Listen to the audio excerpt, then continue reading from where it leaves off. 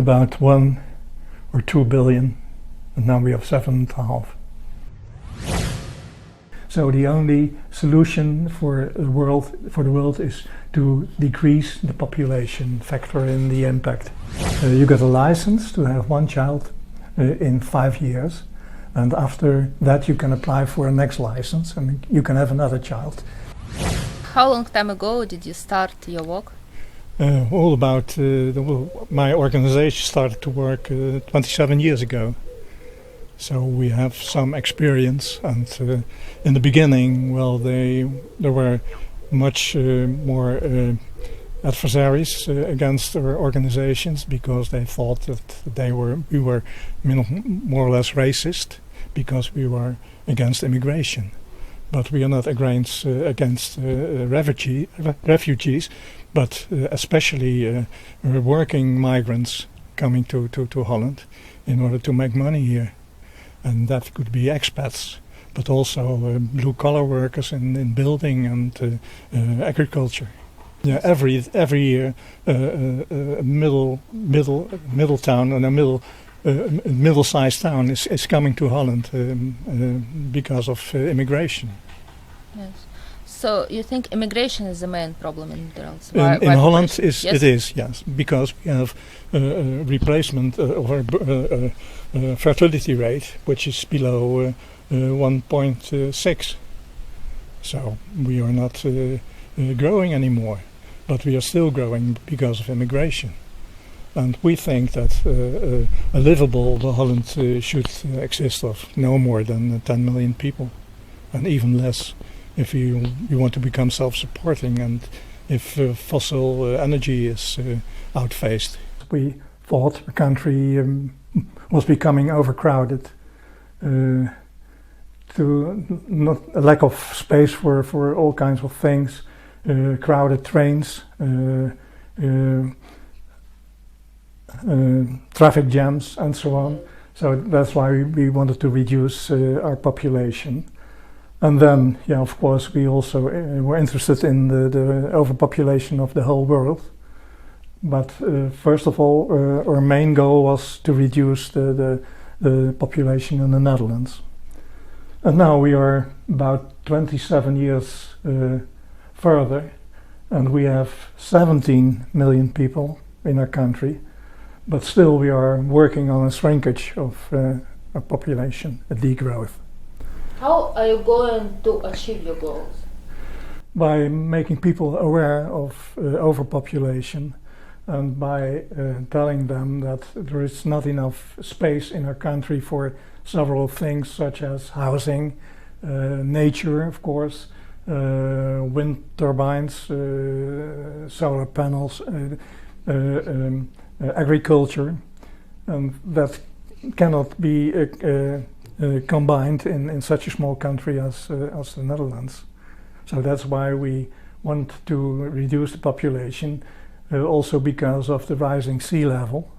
The danger is that parts of Holland will be inundated in the near future, and you can't go anywhere with 20 million people, which is expected to be the number in 2050.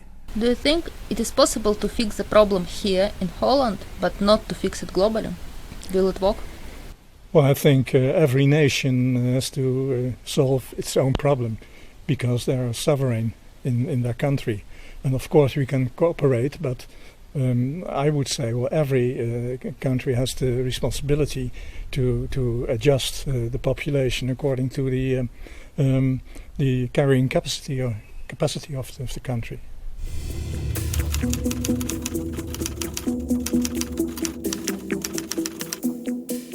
About 1 or 2 billion, and now we have 7.5. Well, it's all in the iPad equation. I is impact on Earth, and that's the population times affluence times technology. Yes. You can quantify these numbers You can count, of course, the people, and you can assess the affluence of a nation by taking, let's say, the GDP, the gross domestic product, and technology is the number of patents that a country has, and the impact will increase with population, affluence, and technology. And well, everybody wants to become affluent. Nobody wants to stay poor in the world. So affluence will rise, and that means that also the impact will rise, unless you are able to slow down population growth or diminish population. That is very simple. And technology is another can have another influence. Technology can reduce the impact by developing systems of green energy, recycling, and so on. So technology will also do part of the job, but the difficulty is that we can assess which factor is now the dominant factor. And we think that a diminishing population will lead to less impact on Earth, and we don't trust technology, because every technological development will use another part of raw materials, energy, natural resources. Dus even if you have green cars, electric cars, well, they have to be built, and you need a lot of raw materials to build those cars. So I don't trust, we don't trust technology. You know, in 1970s it was a book, and they said that we will not have enough food if population will grow. From that time, population grow, and people have enough food because we have new technology, we had green revolution. So really technologies will help us. With some cheap food, cheap energy, and we can live in 20 billion. Yeah. Well, we had after that the green revolution, and now we have a very good agricultural university in the Netherlands, and they are still investigating how they can they enhance the yields of crops and so on. But at some moment it will stop, and you can see it now in Africa that the natural resources are not enough to entertain the population. If you send the girls to school, they will be married off later, and they will have less children. So if education is not so much a matter of becoming aware, but simply going to school makes that you are not available for marriage. And if marriage is postponed, your first child is also postponed, and in the end there will be less children. So the longer, especially women, will attend schools, the less children they will be able to give birth to. So that's one of the main advantages of education. And then, of course, if you educate, you can also find work somewhere and be more self-supporting than if you were dependent of a husband. So that's also an important thing, but it's not so much awareness through education, but more than that you not marry at 14 years of age.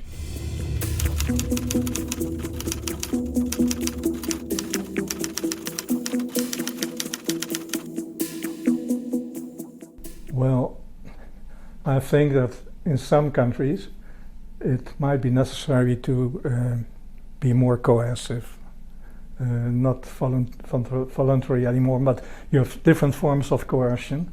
In Egypt there are too many people for the country, and they have proposed a system of licenses.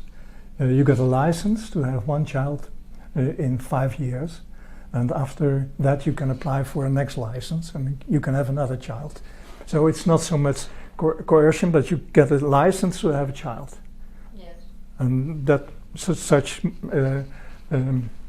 means can be used in countries where birth rates are very exploding.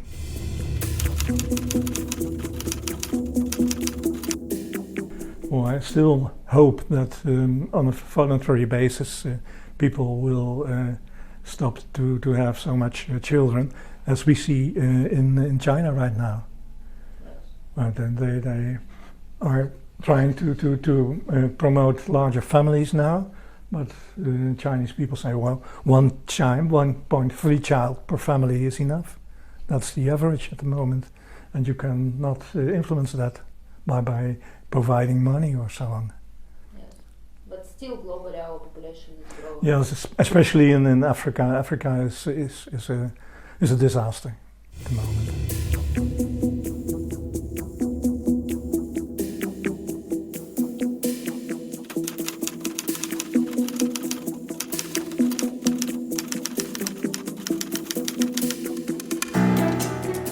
And that's right, but they have a lot of young people, and that's called population momentum.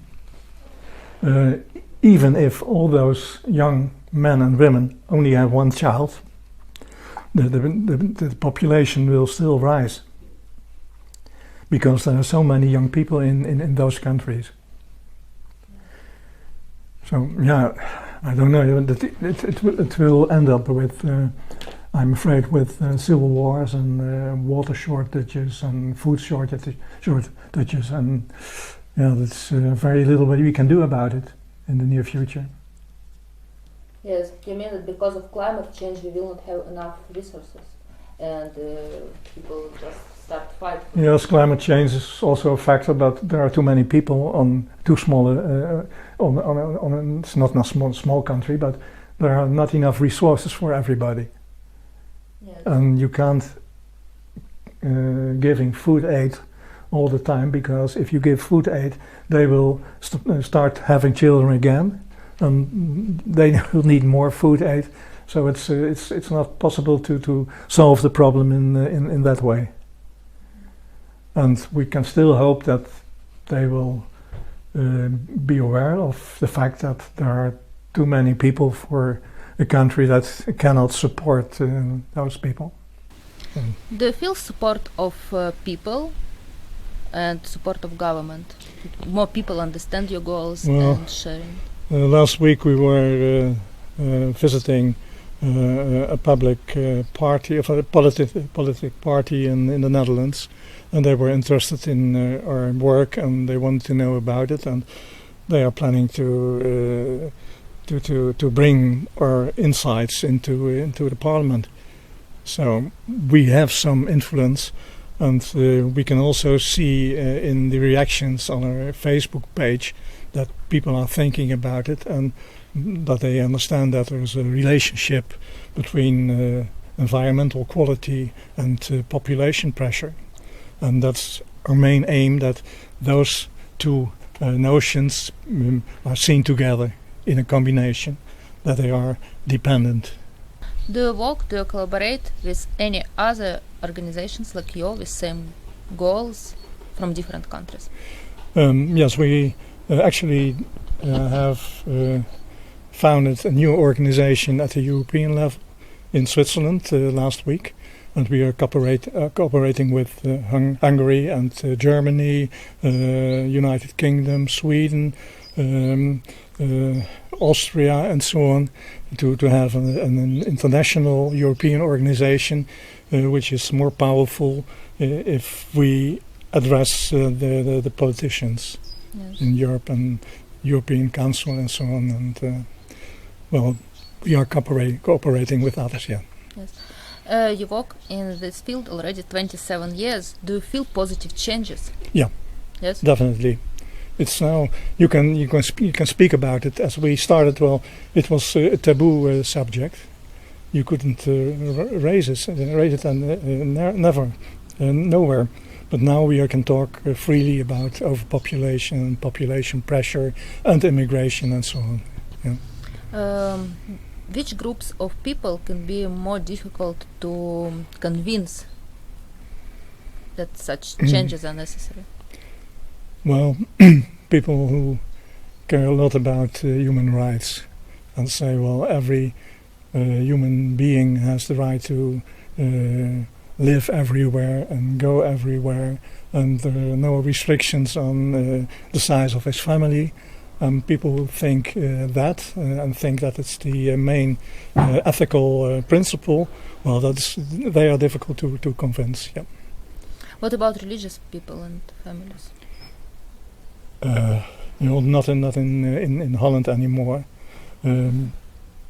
Perhaps a few sections in the Netherlands, or maybe some Muslim people, but it's not. Yes. If you look at the average fertility rate in Holland, well, they don't have any influence anymore. Yes, you don't feel pressure. No, in Holland. no. How each country can find optimal number of people who can live on the territory of the country? Well, I think they should address their ecological footprint, which determines how many resources they use and if the resources are available to them. And if you exceed your natural resources, then you either to enhance your resources, or otherwise you have to reduce your population. There should be a balance between what you use from the natural resources and what your country can provide. Thank you.